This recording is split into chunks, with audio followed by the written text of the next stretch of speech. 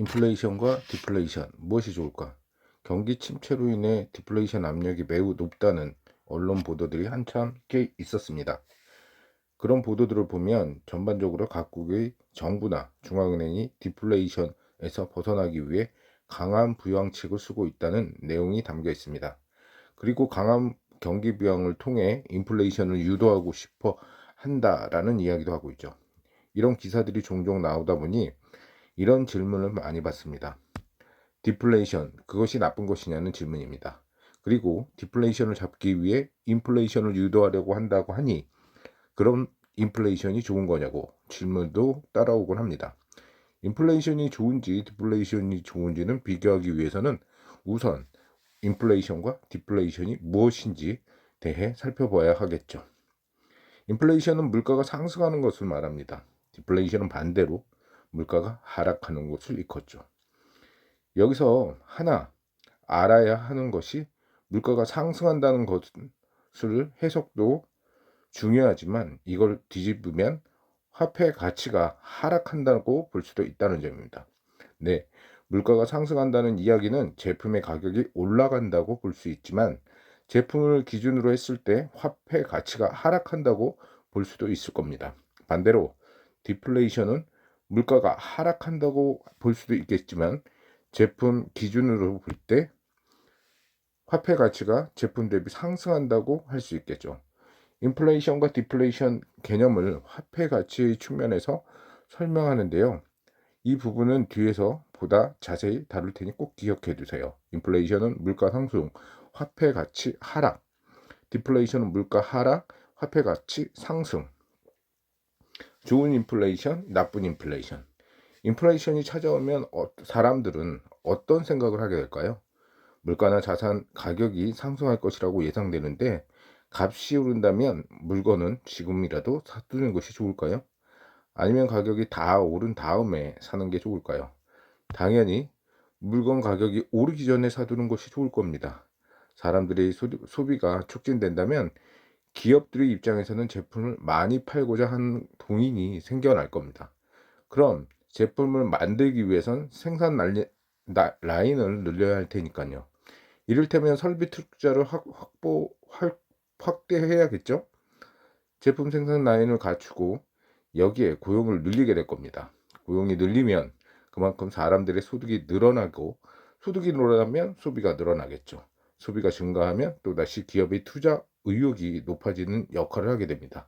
네, 인플레이션이 찾아왔을 때 생긴다는 순기능이 이러한 측면에서 해석해 볼 수 있겠죠.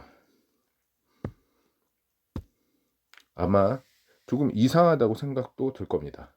물가가 오르면 소비를 촉진한다는 것이 아니라 소비를 오히려 억제하게 되는 거 아닌가요? 라고 의구심이 바로 그 핵심이 되겠죠. 네, 물가가 과도하게 상승하게 되면 사람들은 소비를 할 수 없겠죠.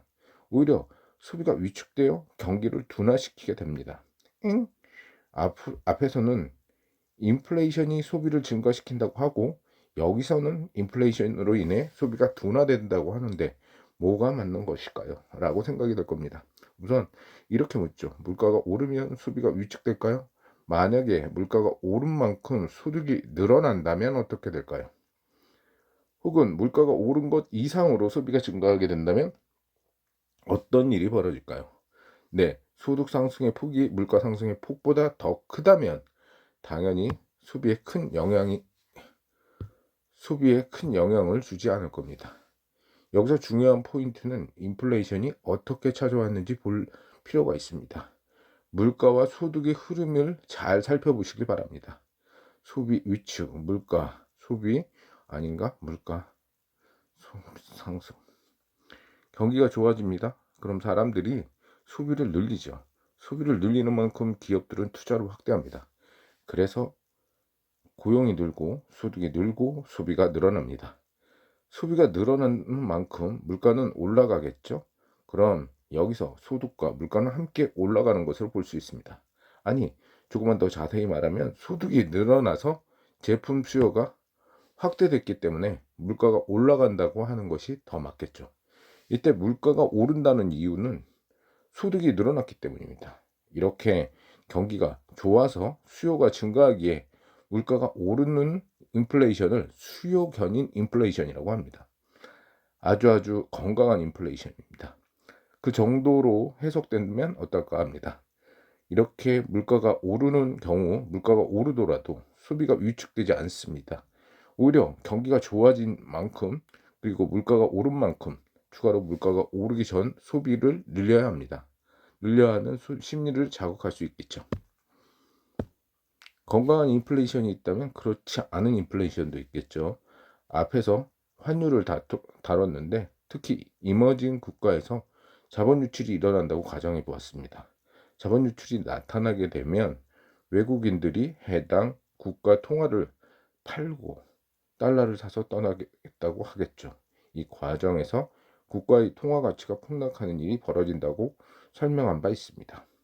이머징 국가의 통화 가치 급락은 수입 물가의 급격히 높이는 결과를 초래할 수 있죠.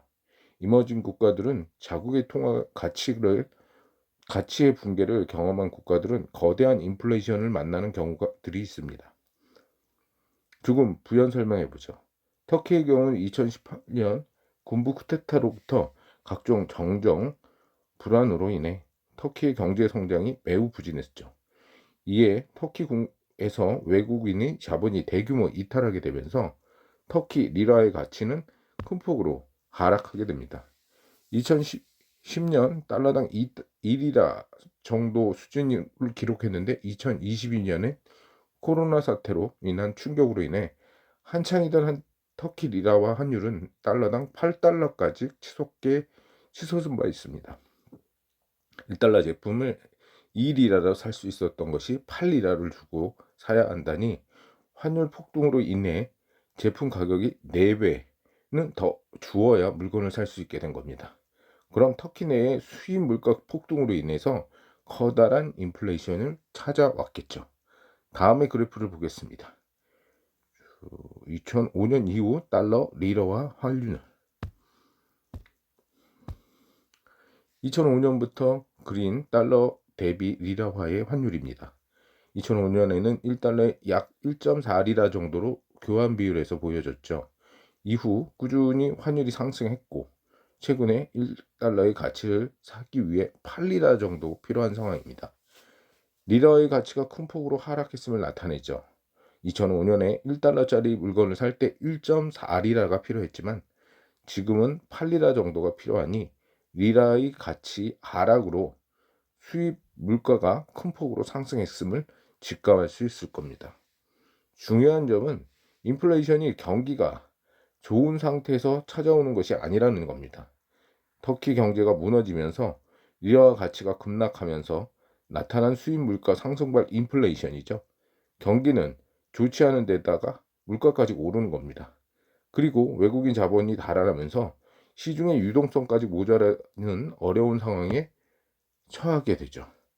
뒤에서 다시 말하겠지만 대부분의 선진국들은 지금 디플레이션을 걱정하는데 자국 통화 가치 급락을 경험한 터키는 인플레이션에 시달리고 있는 거죠. 말했듯이 경기가 좋아서 찾아온 인플레이션이 아니고 경기가 구조가 무너지면서 나타나는 인플레이션입니다. 통화 가치 하락으로 인한 수입 물가 상승이 촉발한 최악의 인플레이션이라고 할 수 있죠. 관련 기사 제목만 잠시 보고 가겠습니다. 터키 물가 급등, 외환 보유고 감소에 통화 위기 고조. 연합인포뉴스 2020년 7월 9일. 바람직하지 않은 인플레이션의 두 번째 사례를 살펴보았습니다. 1970년대 우리는 석유 파동 시대로 기억하죠. 혹은 거대한 인플레이션 시대라고도 합니다. 석유 파동은 원유 공급의 패권을 쥐고 있는 중동 산유국들이 원유 공급을 줄이면서 나타나는 에너지 가격 급등발 물가 급등이라고 할 수 있죠. 국제 유가가 상승하게 됩니다. 그럼 석유를 사용해서 제품을 생산하는 기업들이 상당히 큰 부담을 주겠죠. 석유는 제품 그 자체를 생산할 때 필요하겠지만 공장을 운영할 때도 혹은 제품을 운송할 때도 필요한 어디에나 들어가는 에너지 자원입니다. 이런 석유 가격이 폭등하면 기업의 비용 부담이 상당히 커집니다. 기업들의 비용 부담이 커지게 되면 제품 판매가는 가만히 있는 상태에서 제품의 원가가 올라가게 됩니다. 그럼 기업의 마진이 크게 줄어들겠죠? 그럼 기업들은 제품의 원가가 오른 만큼 제품의 판매가를 올립니다. 이를 어려운 표현으로 기업들은 제품의 원가 비용 부담을 소비자에게 전가한다라고 말합니다. 소비자에게 비용이 전가되면 소비자들은 보다 비싼 가격에 물건을 사야 할 겁니다. 자, 지금까지 전체 흐름에서 혹시 소비자들이 소득으로 늘어났다는 이야기가 있나요? 비용이 올라가면 물가가 뛰게 되고 이른바 비용 인상 인플레이션이 찾아오게 됩니다. 경기는 좋아지는 것이 없는데 사람들의 소득은 늘어나지 않는데 물가만 올라가는 어려운 상황이 펼쳐지는 거죠. 서구 가격, 제품 가격 올라가 살 수 없어 통장 그대로 월급. 1970년대 이야기를 잠시 해봅니다. 1970년대 초반 배럴당 2달러 수준에서 불과했던 국제 유가가 1970년대 말에는 40달러를 넘어서게 됩니다. 네, 국제 유가가 20배 정도 상승한 거죠. 에너지 가격 상승으로 인한 이 물가 상승이 글로벌 경제 전체를 강타했습니다. 당시에 원유를 100% 수입에 의존하는 한국도 큰 어려움을 겪었죠. 원유 가격은 산유국들의 생산 조절에 의해서 급등하게 됩니다. 이 경우 물가 상승 속에도 속도가 이례적으로 빨라질 수가 있죠. 소득이 증가하는 상황에서 맞이하는 물가 상승, 물가 급등은 소비를 위축시키고 실물 경제 정반을 찍어 누르는 악재로 작용했습니다. 소비가 증가하지 않은 상황에서 소득이 증가하지 않은 상황에서 맞이하는 물가 상승, 물가 급등은 소비를 위축시키고 실물 경제 전반을 찍어 누르는 악재로 작용했습니다. 1970년대 정말 감당할 수 없을 정도의 물가 상승으로 고통을 겪었기에 이후 미국 FED를 비롯한 대부분의 중앙은행들은 물가가 과도하게 상승하는 것을 억제하는 데 초점을 맞추고 있답니다. 물론 코로나19 사태 이후 큰 변화를 겪었죠. 이 이야기는 뒤에서 자세히 다루도록 하겠습니다. 정리해보면 인플레이션 중에서도 건강하지 않은 인플레이션이 있는데 1970년대 석유 파동 사례 그리고 자국 통화 가치 하락으로 인한 수입 물가 상승을 만들어낸 터키의 인플레이션 사례가 대표적이라고 할 수 있을 겁니다. 좋은 디플레이션, 나쁜 디플레이션. 이제 디플레이션을 설명해 보죠. 디플레이션이라 하면 그리 좋은 이미지가 아니지만 물가를 내린다라는 개념을 해석하면 이미지가 많이 좋아지지 않나요? 물가가 하락하면 제품의 수요가 증가하니까 당연히 소득이 증가하게 됩니다. 물론 경기가 더 좋아지는 것은 좋아지는 것이 아닌가 경기가 더 좋아지는 것은 아닌가 하는 생각이 들 수밖에 없죠. 네, 맞는 이야기입니다. 백화점에 갑니다. 가전제품이 있다고 해보죠. 새로 나온 노트북 가격은 200만 원이라고 합니다. 지금 당장 사지 않고 6개월이 지나서 다시 가봅니다. 그럼 일반적으로 노트북 가격이 조금 내려갔을 겁니다. 디플레이션이 나타나는 겁니다. 그럼 가격이 저렴해졌으니 살까요? 조금만 더 있어 보자고요. 그래서 6개월이 더 지나가 봅니다. 제품 가격이 더 저렴해졌습니다. 보통 가전제품 등으로 이러한 현상이 나타나곤 하는데 제품 생산 기술의 발전이 가격의 하락을 만들어내는 것입니다. 가격이 하락하게 되면 가격의 부담이 커서 제품을 사지 못했던 소비자들이 해당 제품을 사들이기 시작하죠. 그럼 그 제품에 대한 수요가 늘어나니까 기업들은 생산 라인을 늘려야겠다고 생각을 하게 될 겁니다. 그럼 생산 라인이 투자가 확대되고 그로 인한 고용이 창출되겠죠. 고용 창출은 임금 상승으로 그리고 소비 증가, 추가적인 생산 라인 투자로 확대 이루어질 겁니다. 네, 건강한 디플레이션이란 이야기를 들어본 적이 없습니다만 이렇게 기술 혁신에 의해서 나타난 제품 가격 하락은 그야말로 축복과 같은 일이라 할 수 있습니다. 이렇게 기술 혁신이 나타나면서 또는 생산성이 급격히 개선되면서 나타나는 디플레이션은 좋은 경우이지만 이 외에 다른 디플레이션은 달갑지 않습니다. 가장 대표적인 경우가 일본식 경기 침체입니다. 일본은 1990년대 초반 거대한 부동산 버블 붕괴를 겪어 봐 있습니다. 대출을 받아 주택을 높은 가격에 구입한 서민들이 부동산 버블 붕괴로 인해 상당한 충격을 받았습니다. 예를 들어 5억 원짜리 집을 사는데 4억 원을 대출 받았다고 해보죠. 그런데 주택 가격이 2억 원까지 약 60% 하락했습니다. 집값은 큰 폭으로 하락했지만 대출은 4억 원으로 그대로 남아있죠. 이른바 깡통주택이 됩니다. 주택 가격이 하락하면서 졸지에 거대한 부채 늪에 빠져버리면 사람들은 소비를 최대한 줄이려고 합니다. 소비를 줄여서 빚을 갚으려고 하겠죠. 그리고 빚이 많다는 부담을 항시 갖고 있기에 과감한 소비가 나타나기는 어려울 겁니다. 이렇게 되면 소비 경기가 침체됩니다. 그럼 사회 전반적으로 제품에 대한 수요가 살아나지 않죠. 수요가 없다면 제품 가격이 하락하게 되겠죠. 제품 가격의 하락은 기업의 마진의 축소를 낳게 되고 기업들은 투자를 늘리기는커녕 기존의 생산 라인을 줄이려고 할 겁니다. 이 과정에서 고용이 줄어들게 되겠죠. 고용이 줄게 되면 실업자의 증가로 근로소득이 감소되고 이는 소비를 더욱 위축시키는 결과를 이루어지게 됩니다. 이렇게 해서 물가가 하락할 수밖에 없다는 사람들이 기대 심리가 강화되면 사람들은 소비를 최대한 뒤로 늦추려 하겠죠. 하지만 나중에 제품 가격이 하락해도 사람들은 소비를 하지 않으려고 할 겁니다. 왜냐하면 제품 가격이 그보다 더 낮아지게 될 테니까요. 그러다 보면 소비라는 것은 꽤 오랜 기간 동안 지나도 살아나지 않을 것입니다. 이른바 장기 침체의 늪에 빠져드는 문제에 직면하게 됩니다. 네, 이게 일본식 장기 디플레이션이죠. 최악의 사례입니다. 인플레이션에는 좋은 인플레이션과 나쁜 인플레이션이 있고 디플레이션에는 좋은 디플레이션과 나쁜 디플레이션이 있다는 이야기를 해보았습니다. 그럼 무엇이 더 좋고 나쁜 것일까요? 지금 경제 상황을 감안해 보면 판단해 볼 필요가 있습니다. 앞서 인플레이션과 디플레이션의 개념을 설명할 때 인플레이션은 물가의 상승에도 볼 수 있지만 화폐 가치 하락에도 볼 수 있죠. 그리고 디플레이션은 물가의 하락에도 되지만 화폐 가치 상승으로도 볼 수 있다고 한 바 있습니다. 글로벌 금융위기 이후 전 세계는 거대한 부채를 쌓아왔죠.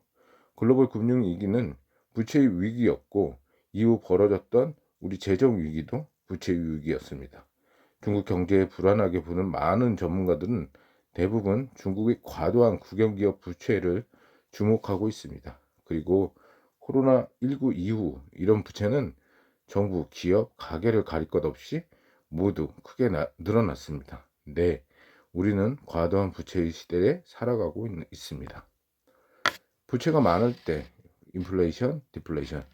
부채가 많은 현재 상황을 감안해 인플레이션과 디플레이션을 생각해 보겠습니다. 부채는 화폐 표시의 자산이죠.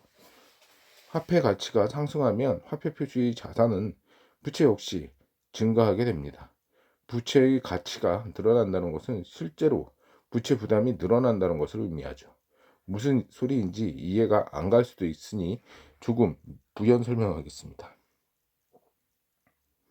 대출을 받아 주택을 구입합니다. 5억짜리 주택인데 3억 원을 대출받아서 사들인 거죠. 그런데 무슨 행운인지 주택가격이 큰 폭으로 상승해서 주택가격이 10억 원이 되었습니다. 이른바 자산 인플레이션이 찾아온 겁니다. 주택가격이 상승했다고 볼 수도 있지만 뒤집어 말하면 주택 대비 화폐 가치가 하락했다고 할 수도 있죠. 예전에는 5억 원의 화폐를 주고 주택을 살 수 있었는데 이제는 10억 원의 화폐가 있어야 사는 겁니다. 집값이 10억 원이 되어도 부채가 함께 늘어나는 거죠. 늘어나지 않죠. 그대로 3억 원으로 머물러 있습니다. 그럼 집값 대비 부채 비율이 나타나는 부채 비율은 3억 대비 10억이니까 30% 정도 되겠죠. 집값이 오르기 이전 3억 나누기 5억으로 60%였던 부채 비율이 크게 낮아진 겁니다. 그럼 그만큼 실질적인 부채 부담이 낮아진 것처럼 느껴지겠죠. 부채는 화폐 가치 자산입니다. 화폐 가치가 큰 폭으로 하락하는 인플레이션 국면에서는 이러한 화폐 가치 자산이 주택 가격이 큰 폭으로 상승해서 주택 가격이 10억 원이 되었습니다. 이른바 자산 인플레이션이 찾아온 겁니다. 주택 가격이 상승한다 했다고 볼 수 있지만 뒤집어 말하면 주택 가격 대비 화폐 가치가 하락했다고 할 수 있죠. 예전에는 5억 원의 화폐를 갖고서 주택을 살 수 있었는데 이제는 10억 원의 화폐가 있어야 살 수 있다는 겁니다. 집값이 10억 원이 되어도 부채가 함께 늘어나지는 않죠. 그대로 3억 원에 머물러 있을 겁니다. 그럼 집값 대비 부채 비율은 30%니까 30% 정도죠. 집값이 오르기 전 3억 나누기 6억, 5억 원으로 60%였던 부채 비율이 크게 낮아진 겁니다. 그럼 그만큼 실제 부채 부담이 낮아진 것처럼 느껴지게 되겠죠. 부채는 화폐 표시의 자산입니다. 화폐 가치가 큰 폭으로 하락하는 인플레이션 국면에선 이렇게 화폐 표시 자산 부채의 실질적인 부담은 줄어들게 되죠. 네, 자산 가격이나 제품 가격이 오르는 인플레이션은 부채가 과도한 상황에서 부채의 실질적인 부담을 낮추는 기능을 하게 됩니다. 이번에 반대로 디플레이션에 대한 말을 해보죠. 디플레이션은 화폐 가치 상승을 말합니다. 그럼 어떤 일이 벌어지는지 생각해 봅시다. 5억짜리 집을 3억 원에 끼고 샀는데 집값이 2억 원으로 하락하는 겁니다. 우와, 이건 좀 문제가 있죠. 왜냐하면 집값이 하락한다 해도 대출을 해준 은행에서 대출을 원금을 집값 하락폭만큼 줄여주지 않으니까요. 그럼 사실상 집을 팔고 나도 3억 원의 대출을 갚지 못해 따로 돈을 1억 원을 구해 갚아야 합니다. 네, 대출이 많은 상태에서 자산이나 제품의 가격이 하락하게 되면 부채가 훨씬 더 부담스럽게 그리고 절망적으로 느껴지게 됩니다. 사람들은 부채 부담이 워낙 크니 소비를 최대한 줄이려고 할 겁니다. 그럼 내수 경기가 침체 일로를 겪게 되면서 기업의 마진이 크게 줄어들게 됩니다. 기업이 마진이 줄어들게 되면 고용이 위축되고 이는 개인 소득이 감소로 이어지게 되죠. 개인소득 감소는 소비 감소로 이어지고 또 기업 마진 감소로 고용 축소로 개인소득 감소로 다시 소비의 감소로 연결됩니다. 이른바 디플레이션 악순환이 나타나게 되는 겁니다. 혹시 일본의 디플레이션 경기 침체로 인해 잃어버린 30년을 보냈다는 이야기를 들어보았나요?